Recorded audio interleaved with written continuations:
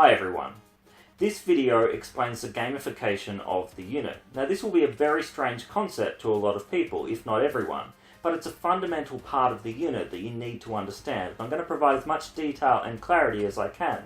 For this reason, this video will not be the most visually stimulating video that I've ever made. In fact, it will be one of the most uninteresting videos in that regard. And I've decided not to turn it into a podcast because they're more likely to be listened to on the run. And I strongly encourage you to set your phone aside, pick up a pen and take notes on the key points as you move through this video.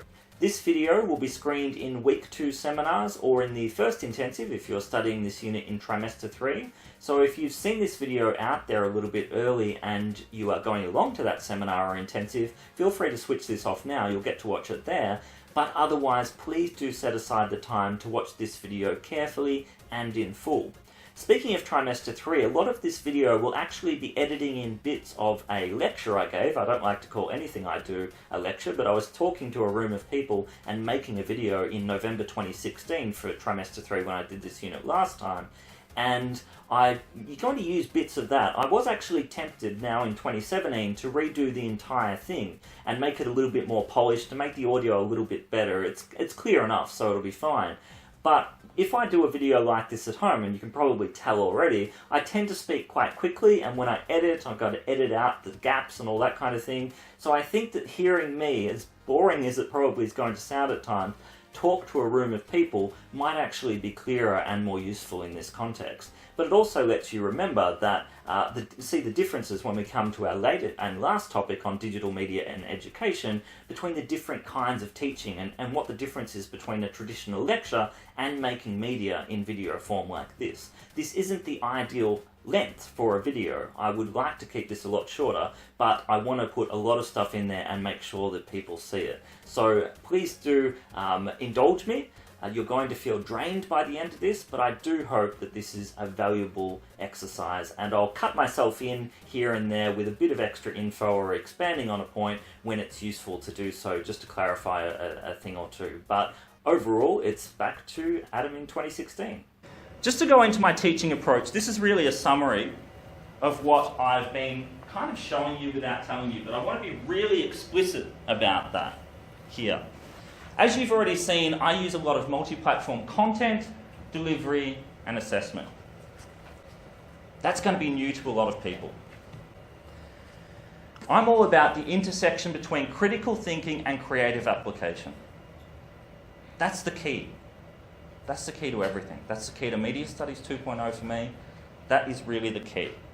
It's a key to the jobs of the future. But it sounds like a cop-out when we're saying jobs of the future. We don't know what they are half the time in lots of different industries, because it's true. But I know what you need for those jobs of the future. It's all about learning by doing, online activity and engagement, and how this blurs with offline. I'm talking to you in person now, and it's actually aimed at more than the people in this room, a greater number of people than those in the room. Online, offline, they're blurred. People will start tweeting when I'm talking. I can already see 2 people looking at their phones. Don't stop, that's all right. You might be scrolling through Twitter, I don't know. Online and offline. I don't care about the distinction on campus and off campus. I really don't. Sharp shrift has been made of off-campus students for way too long. And most people are actually off campus, because those people on campus know that most people actually don't show up to seminars on a weekly basis, so they're studying off campus. So that's all part of what I'm doing here. I'm all about strong online presence and identity, student agency and motivation. You won't understand all of these things. You look back through my blogs if you're interested. You don't have to. There's more than enough to go on with. But the onus is on you, as much as, if not more than, the onus is on me. I'm very interested in portfolio development. I'm not as interested in marks. Although you'll find in these units, the marks are actually attached to portfolio development. Because people in the jobs of the future that they're giving away, or awarding to people who deserve them, don't ask for marks. They don't ask for academic transcript. So many people in industry look at me and say, we want to know what they can do. Show me what you can do. And showing them an essay or two does not cut it, and I would never assess with an essay or an exam again. And by the way, I've been questioning the old-fashioned definition of what a portfolio is for some time now. The idea of collecting and selecting a sample of your best work and bringing it all together in one place, such as this snazzy folder here, or even a place online, sounds all well and good, but it also seems fairly outdated and in a number of areas just doesn't apply as much as it used to. This is just what my partner uses to collect her recipes. In a world where potential employers and pretty much anyone else can find out a lot of things by and about us online with a quick Google search, a lot of things could be judged as part of our portfolio. And therefore, is having a strong portfolio having a distinct, diverse and dynamic online presence and identity? Well, that's a lot to digest. And if you don't want to listen to me, Tiffany, would you agree with that? Tiff? Tiff? No, you'll have to take my word for it. I'm all about lifelong learning. As I said, I'm not an expert. Very self-reflexive about that. I talk about it all the time. I think it's the best place to be. All right, the assessment, I'm not going to go through this much. You've got Portfolio Part 1, Multimedia Blog Post on Online Identity. Portfolio Part 2, Edited Video. There are slightly different specifications for the two different units there. 10 marks for each portfolio submission is based on your broader online activity, and that's what I'm going to go into a lot today. There's a podcast also for ALC 708 students only. Both units are connected for the purposes of content and online community building. But I'm going to keep the hashtags separate now. If we need to bring them together, ALC 708 students might start using both. Important.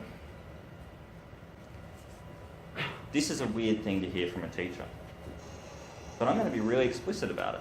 If this kind of thing isn't what you expected or wanted, this unit might not be for you. Because I've given that signal, I guess, in the past, and I haven't necessarily seen much shift, and then at the end of trimester there's some students, not most, not all, some who may have benefited from that message. There's a lot of students who are not media students in this unit. This unit is different. Whether it's in a good or a bad way is completely up to you. But I'm bringing that up very explicitly here. So, gamification. This is what I'm mostly going to talk about today. I just wanted to interrupt myself again here to briefly explain the concept of gamification. Now, it's some weeks until we actually get to the topic of gamification later in the unit, but since we're using it in this practical way, it's good to have a general sense now.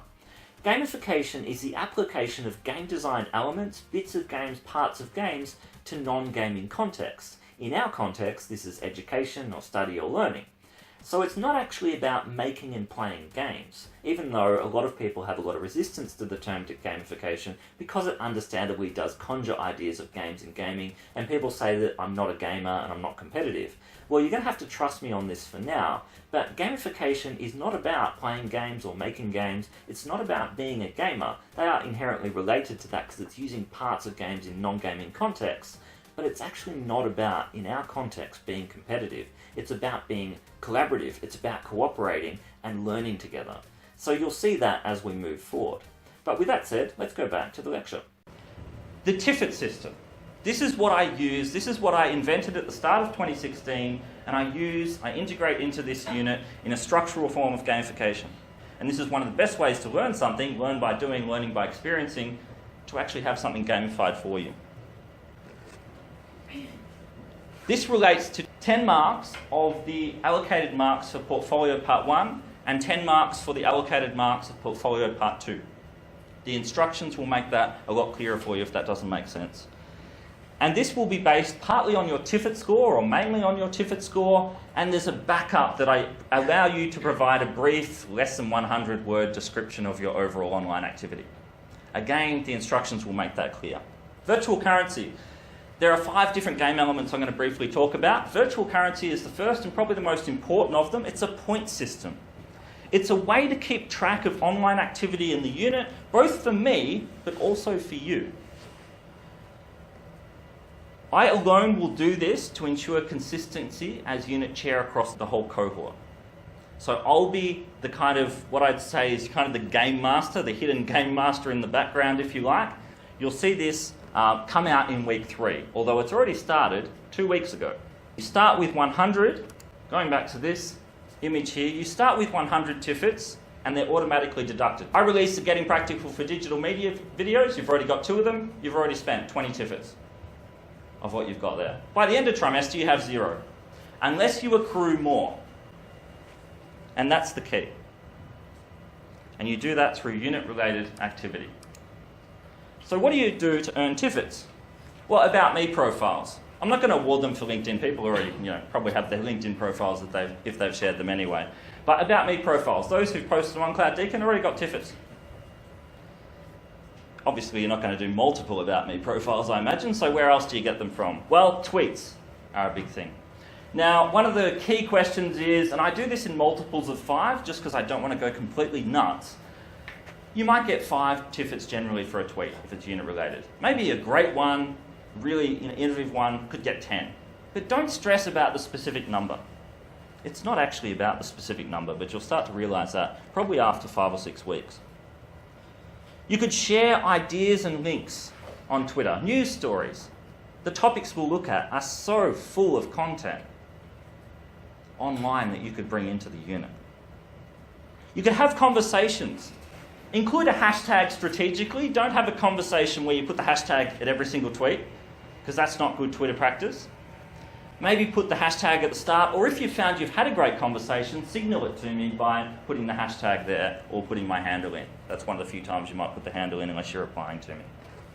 I'll actually give you a lot of advice about using Twitter, mostly on Twitter, but most of it is about learning by doing.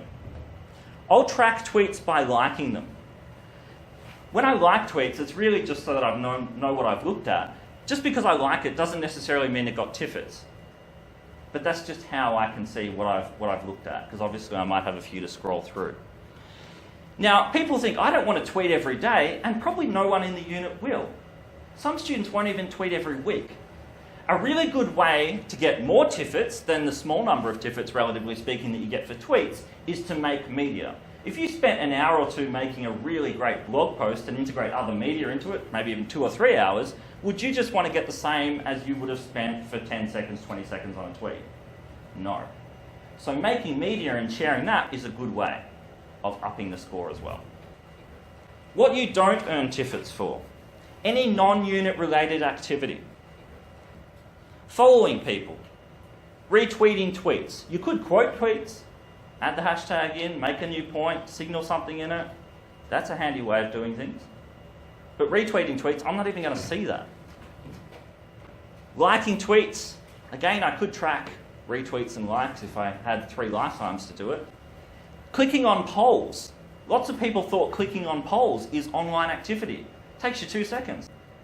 Now, if you thought, because I said that you're not going to get Tiffits, and including for intensive and Zoom session attendance, coming for 4 hours, going to a Zoom, you're not getting Tiffits for that. If you thought that when I said you're not getting Tiffits for any of that stuff on the screen, well, I don't worry about doing that then. You're doing it wrong. Because we've found that people who do this stuff are actually the people who are going to stay motivated, engaged, and actually know what's going on in the unit, and be motivated and actually remember they're enrolled in the unit. Following people on Twitter. If you're just going to broadcast links out every so often, you're not going to get anything out of the unit. That's not how Twitter works. It's a conversational medium. So all of these things will be immensely valuable in guaranteeing success, even if they don't get you Tiffits. So you can already see it's not just about the Tiffits. Tallyboard. There'll be a link to a Google Drive spreadsheet that you can access, and you see the list. It's sorted by family name. It's not a leaderboard in that way. You'll be able to see your current score, and we update it frequently. As I said, I've already been tracking Tiffits since week 0, when Cloud Deakin went live. So don't worry, if you've already started, that's good. You've already got some Tiffits. Digital badges, I'll announce when someone levels up, so to speak. When someone levels up and gets an extra 100 Tiffits, they'll be awarded the badge. I'll announce it on Twitter and so on. Unlockable content is another game element I'm using. If people get a certain amount of Tiffits, you'll get access to an extra video every now and then. This is not essential to complete the unit. It's not essential to complete the unit. I wouldn't make it that if it's unlockable content, but I would note the bar is set relatively low. And if you want to really take the next step and enhance your learning, get a few more tips and tricks about media making and so on, that's another, what I found to be very useful element, unlockable content. Side quests. You'll see these things come out over time. I'll call them Tiffit challenges. Side quests will be used to further propel engagement online. So if you keep an eye out on Cloud Deakin and Twitter, you'll see some key things like that that will allow you to do something a little bit different. Why gamify? As I said, don't worry if you don't understand everything yet. It'll make sense when we're starting to do it. I'm going to use some PAX Oz footage at this point and show you how engaged and how popular gaming is and how people get engaged with it. It's not about being a gamer, and it's not games. But gaming, as you no doubt are aware of, is an immensely powerful, influential form of media. And lots of media are using gamification, and it's becoming, one of the other reasons I'm using it is because it's a fundamentally important part of contemporary digital culture, and no one's really talking about it much yet. Gamification is a very useful way to track progress, not only for me, but also for you. You are strengthening your network, creating an online presence and portfolio that will hold you in very good stead in future. That's what this unit is all about. I could change a lot of the content. I could change most of the topics and the unit would remain the same. Go back to my approach at the start, what I really want, what I'm really interested in. Don't panic. Thank you to Sarah for letting me use this tweet. A lot of people might be feeling that. The whole point of social media and the internet is you can't see everything that's going on. You can't engage with every word on every blog post that might be put out there. Watch every second of every video. You might lose track of it. That's a great thing. This is a microcosm of what social media is. I reckon that you could spend 5 to 10 minutes every couple of days and actually see pretty much everything that's going on in the unit. That's actually how easy it is with Twitter. So I encourage you to get involved and do that. You can see from the polls here, you're not alone. If you're feeling nervous about this unit, you're not alone.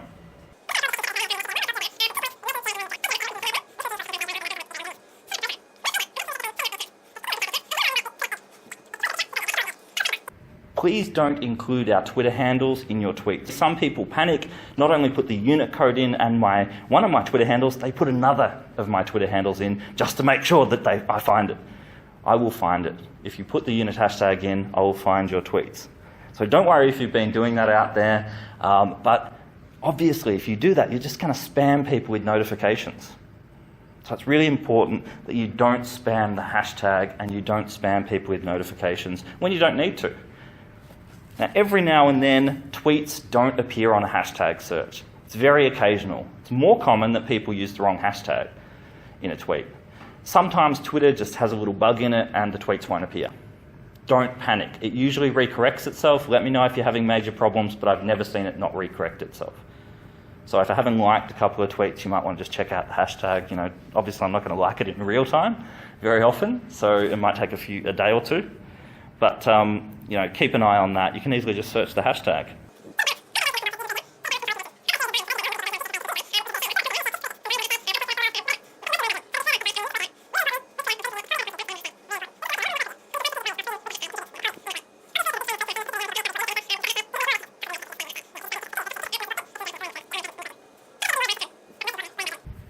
The last point that I wanted to make here is don't trust anything I said.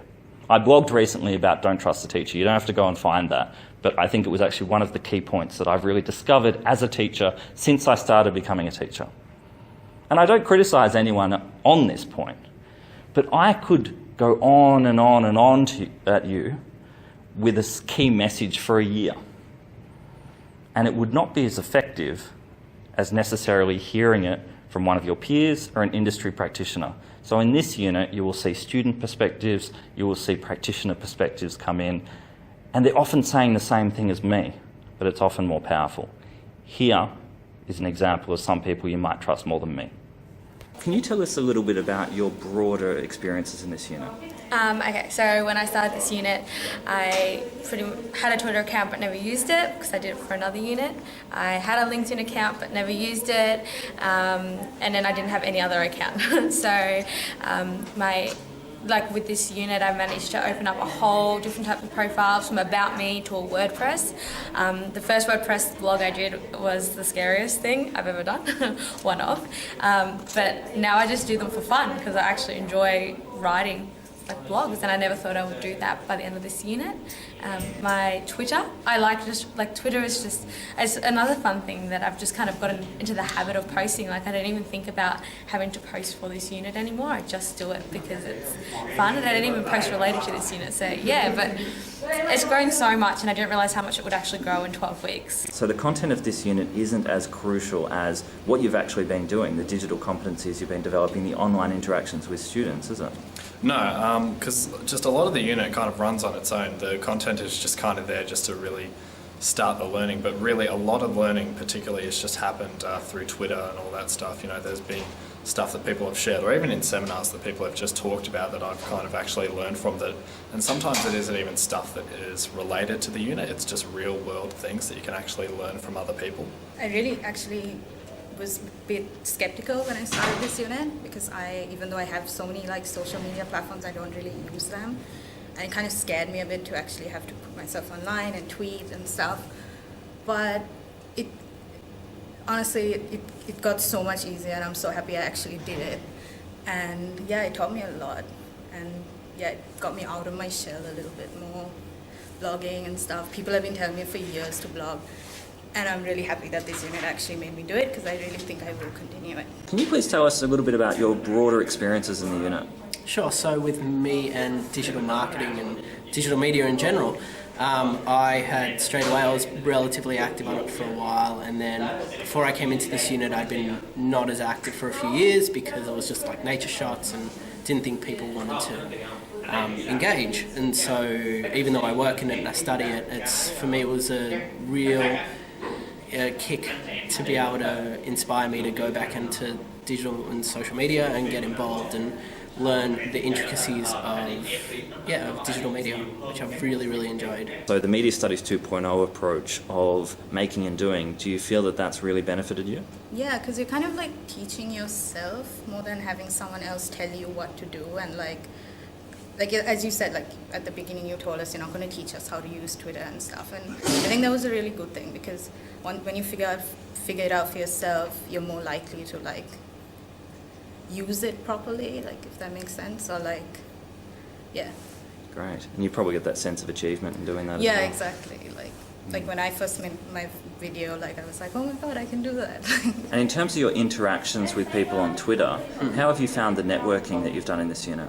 Far better than anything I've done before. I've done lots of different units previously that have created a hashtag for the subject, and it hasn't really worked, and I've been really lucky that this unit and the people involved have been active, and checking the hashtag frequently. So to be engaged and then to create a digital network from it has allowed for me to engage with the fellow students, and as well with topics that they're interested in or aspects that I might not have thought about, or and different ways of approaching different topics. So I found it really, really interesting of having this global network. Great. If you could give any advice to future students doing this unit, what would it be? My advice would be to start early, to get involved early. And I know from week one you think that there's a lot of time, but it goes past really quickly, and the quicker you get involved and the quicker you get into a habit, the easier it will be to engage moving forward. Repeat. If this kind of thing isn't what you expected or wanted, this unit might not be for you. I don't actually mind if it's not what you expected. That's not really necessarily a bad thing in my eyes. And a lot of people who do this kind of unit might not necessarily feel 100% that they want it, but they kind of know that they need it. So really it comes down to a personal judgment. And it's something you have to be very honest about with yourself. This unit's expectations, as much as I've made it sound like it's full on, are actually not really all that much. I don't expect, as Deakin tells you, that you're supposed to do how many hours per week of study per unit? 10 hours. Most people are laughing at that. No, you wouldn't have to do that. Maybe at assessment time you get close to that. If you're prepared, you wouldn't need to. You're not going to have to do that, but remember that the expectations are the same in trimester 3 as they are in other trimesters. So it's up to you. I hope this is what you want to do and that you enjoy your time with us. Thanks so much for watching. I know that was a long haul, but I hope that it was worth it. And to reward you for getting to the very end, I'd like to give you some extra Tiffits. So all you need to do is send me a code word via direct message or private message on Twitter to my Learning by Doing account. We need to be following each other for that to occur, but all you need to do is send me one word via direct message. Don't send it in a public tweet with the unit hashtag, and that code word is gamified. So send me a direct message via Twitter to my Learning by Doing account. The code word is gamified. See, gamification is already helping you learn if you didn't know what a direct message was, and many students in the unit, not just you, didn't. So thank you for being open to learning new things, and I look forward to being in touch online.